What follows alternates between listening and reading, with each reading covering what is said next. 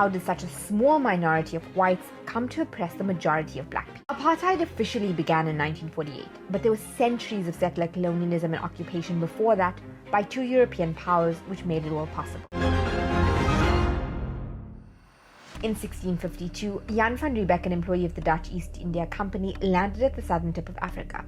His mission was to set up a refreshment stop and supply company ships headed to Asia with fresh vegetables and meat. The Dutch grew the vegetables themselves, but began trading with the local people for meat, many of whom were Khoisan. But the relationship soured because the Dutch started grabbing land which did not belong to them, and encouraging Dutch farmers to move to the Cape. By 1657, the Dutch started allocating farms to European settlers in and around Cape Town. They became known as the Boers. As the refreshment station began to grow, the Dutch East India Company and the settlers needed more labor. So the Dutch captured people from East Africa, Dutch Batavia or the East Indies, Mauritius, Mozambique and Madagascar, enslaved them, transported them to the Cape, and often sold them again. The Cape became a slave society for the next 176 years, and more than 60,000 people were either brought or born as slaves in the Cape Colony. Many years later, most of the descendants of slaves would be classified as coloured by the apartheid government.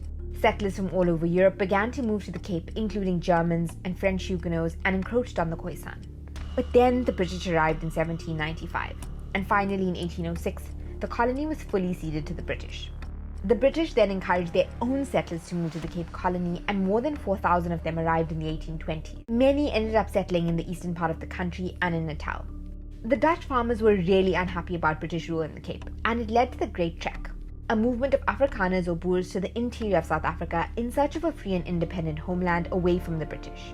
And it led to the establishment of the Free State and the Transvaal. Except the new homeland was already founded and inhabited land.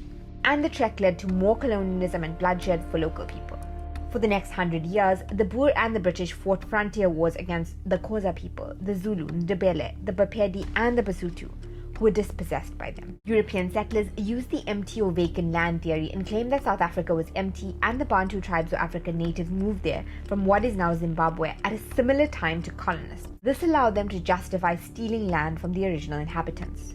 The theory has been debunked a bunch of times by researchers. By 1850, the British granted limited self-government to the Transvaal.